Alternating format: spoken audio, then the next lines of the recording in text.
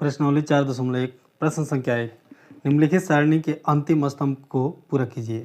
क्या कह रहा है? निम्नलिखित सारणी के अंतिम स्तंभ को पूरा कीजिए। देखिए प्रश्न आपके सामने दिया हुआ है।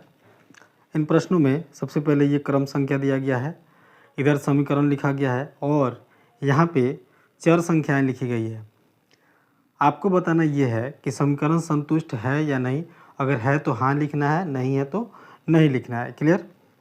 देखिए प्रश्न के पहले समीकरण को हम लोग पढ़ते हैं और इसको समझने का प्रयास कर रहे हैं। समझने का प्रयास करते हैं कि ये प्रश्न आखिर कहता क्या है। देखिए पहला प्रश्न x + 3 बराबर 0। क्या लिखा हुआ है? x + 3 बराबर, हम इसको यहाँ पे लिखते हैं, आप लोगों को दिख रहा होगा। क्लियर? इसके पास हम लिखते हैं x + 3 बराबर 0। क्लियर? प्रश्न आपको साफ साफ दिखाई दे रहा है। देखिए प्रश्न में क्या कह रहा है? x + 3 बराबर 0। चलिए यहाँ चर का मान दिया हुआ है। क्या दिया हुआ है चर का मान? x बराबर 3। इस समीकरण को हल करके आपको ये बताना है कि क्या x का मान 3 है या नहीं। अगर x का मान 3 आ गया तो ये समीकरण संतुष्ट होगा और इस कॉलम में हम लोग उसके लिए हाँ लिखेंगे। इन प्रश्नों को हल करने से पहले हमें निम्नलिखित दो बातों पर ध्यान देना पड़ेगा। पहला हमें ये जानना होगा कि चर किसे कहते हैं और अचर किसे कहते हैं, और दूसरा ये जानना होगा कि बराबर के इस साइड क्या कहलाता है, बराबर के इस साइड क्या कहलाता है। क्लियर? चलिए सबसे पहले इसी समीकरण को हम यहाँ लिख लेते हैं, आप लोगों को यहाँ दिख रहा होगा, और फिर आपको समझाने का प्रयास करते हैं। क्लियर? ये प्रश्न लिखा गया है x + 3 बराबर 0। क्लियर? दिख रहा होगा आप लोगों को। इसमें चर का मान दिया हुआ है। चर का मान क्या दिया हुआ है? x बराबर 3। ठीक है, अब देखिए आपको हम समझाते हैं। चर क्या होता है? हम यहाँ लिखेंगे चर। चर क्या होता है? चर हम लोग इंग्लिश के अल्फ़ाबेट को हम लोग चर कहते हैं, जैसे A, B, C, D इत्यादि Z तक। ये जितने सारे अल्फ़ाबेट्स होते हैं उन्हें चर माना जाता है और इन चर संख्याओं का वैल्यू बदलते रहता है। ये क्या होता है? वेरिएबल होता है, मतलब इसका वैल्यू क्या होता है? बदलते रहता है। अब देखिए चर से एक और संख्या बनती है जिसे हम लोग बोलते हैं अचर संख्या। क्या बोलते हैं? अचर संख्या। आप लोगों को शॉर्ट में समझाने का हम प्रयास कर रहे हैं। अचर संख्या क्या होती है? गिनती की सभी संख्या, गिनती की सभी संख्याएं जिसे हम लोग प्राकृत संख्या भी कहते हैं, 1, 2, 3, 4 इत्यादि इन्फिनाइट तक की जितनी सारी संख्या हैं उन्हें अचर संख्या कहा जाता है। और इन संख्याओं का वैल्यू जो है नहीं बदलता है, वो वेरिएबल नहीं होता है, नॉन वेरिएबल होता है। क्लियर? ये बात हम लोग समझ गए हैं। अब देखिए ये जो समीकरण दिए गए हैं इसको हम लोग क्या कहेंगे? समीकरण। यहाँ पे हम लिख रहे हैं समीकरण, समीकरण। क्लियर? ये जो समीकरण दिया गया है x + 3 बराबर 0। देखिए समीकरण में ये जो बराबर के बाएं ओर है इसे हम लोग बोलते हैं LHS। क्या बोलते हैं? LHS। और बराबर के दाहिने तरफ है इसे हम लोग बोलते हैं RHS। क्लियर? देखिए L से क्या होता है? L से होता है लेफ्ट, H से होता है हैंड और S से होता है साइड। क्लियर? क्या होता है? Left hand side. ये थोड़ा सा और इधर हम डिस्टेंस करके लिखते हैं ताकि इसका भी मान, इसका भी फुल फॉर्म लिखा जा सके, RHS। क्लियर? R से होता है राइट, RIGHT, राइट। H से होता है हैंड और S से होता है साइड। क्या होता है? साइड। क्लियर? आप लोगों को दिख रहा होगा यहाँ तक। ठीक है, समीकरण में एक होता है LHS और दूसरा होता है, मतलब बराबर के इस साइड, बराबर के बाएं तरफ LHS और बराबर के दाहिने तरफ RHS। LHS को लेफ्ट हैंड साइड बोलते हैं, RHS को राइट हैंड साइड बोलते हैं। क्लियर? इसे हिंदी में बोलते हैं, LHS को हिंदी में हम लोग बोलते हैं बायां पक्ष। क्या बोलते हैं? बायां पक्ष। और RHS को हिंदी में बोलते हैं दायां पक्ष। क्या बोलते हैं? दायां पक्ष। यहाँ तक आप लोगों को क्लियर है? चलिए एक बार रिवीजन कर लेते हैं। हमने क्या समझा? हमने समझा चर संख्या, अचर संख्या, समीकरण। क्या है ये? समीकरण।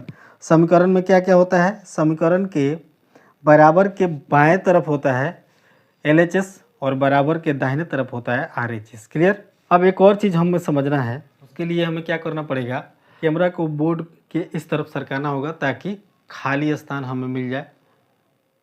चलिए ठीक है, यहाँ तक आप लोगों को दिख रहा होगा। चलिए अब आते हैं, एक और चीज़ क्या समझने वाली बात है वो आपको हम बताते हैं।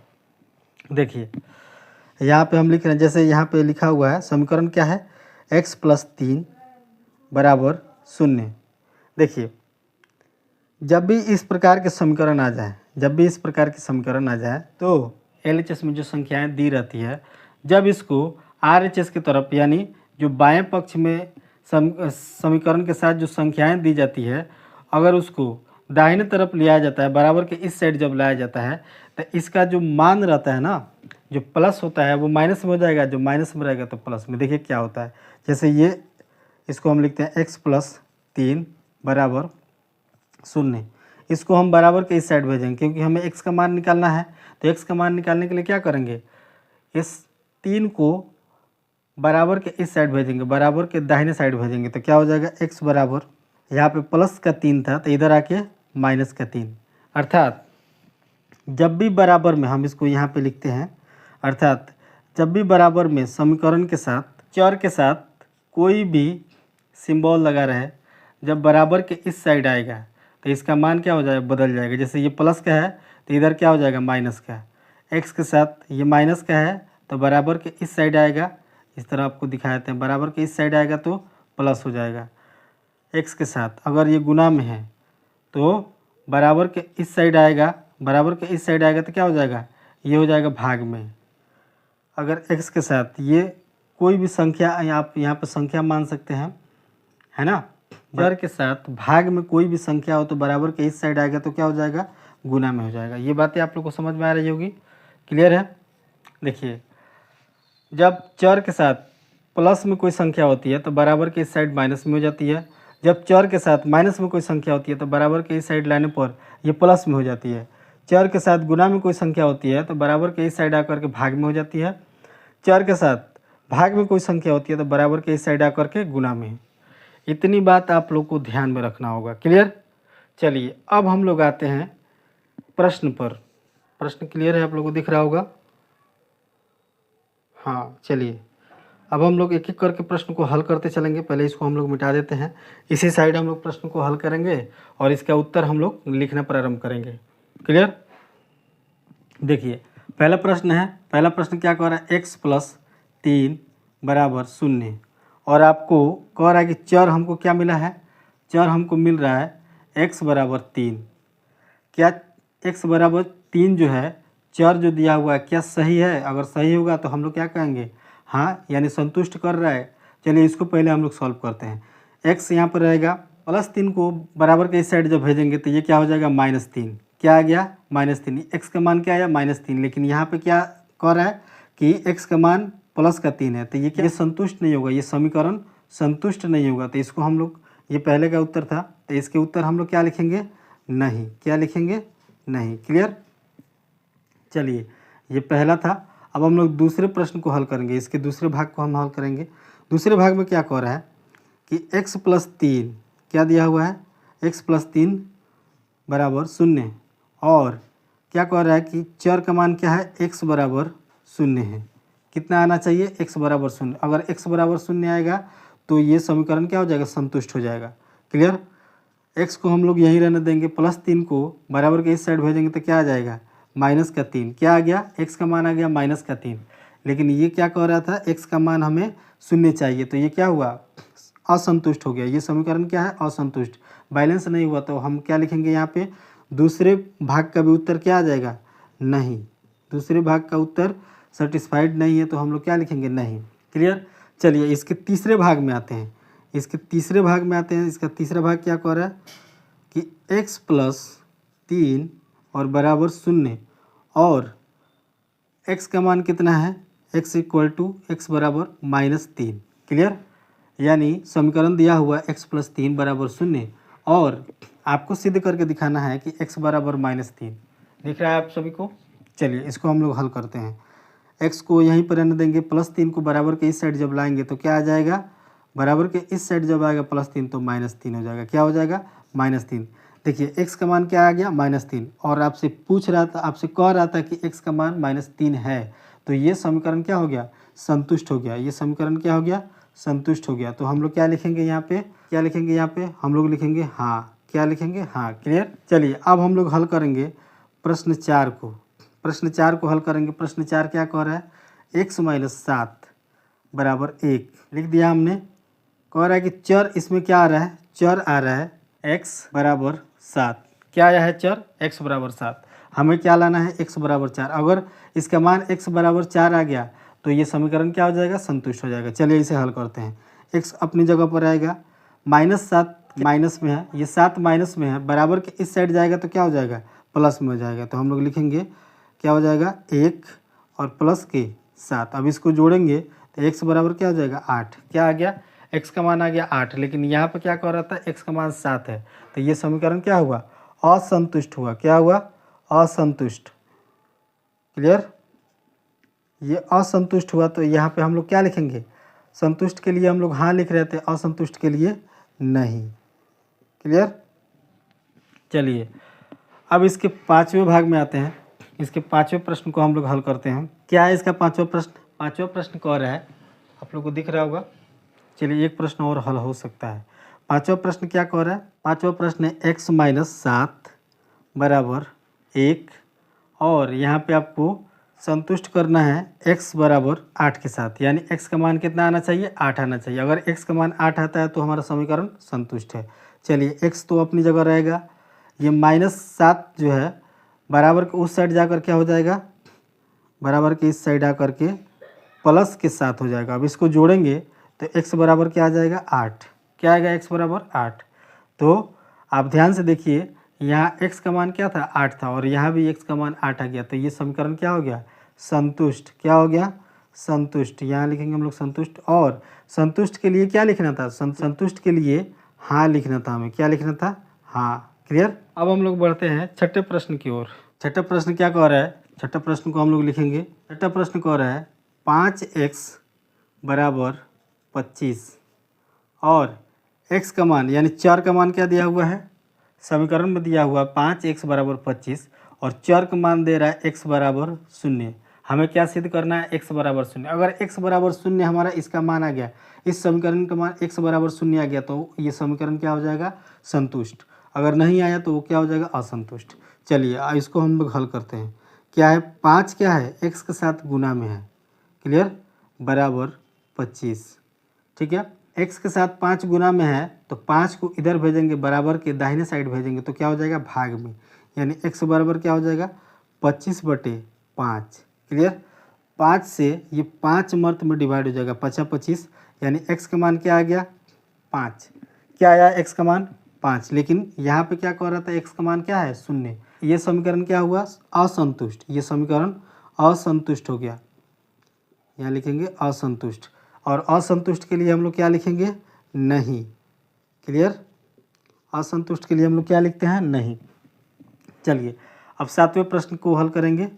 7वां प्रश्न, 7वां प्रश्न इसी प्रकार का समीकरण है, 5x बराबर 25, और क्या कह रहा है कि चर का मान यानी x का मान क्या है, 5 है। चलिए इसे हम लोग हल करते हैं। 5 यहाँ पे क्या है, x के साथ गुना में है, बराबर 25। 5 गुना में है, बराबर के इस साइड भेजेंगे तो क्या आ जाएगा, भाग में आ जाएगा। ये कैसे गुना से भाग में आ रहा है, इसको हमने पहले ही हल किया था और आप लोगों को समझाने का प्रयास किया था।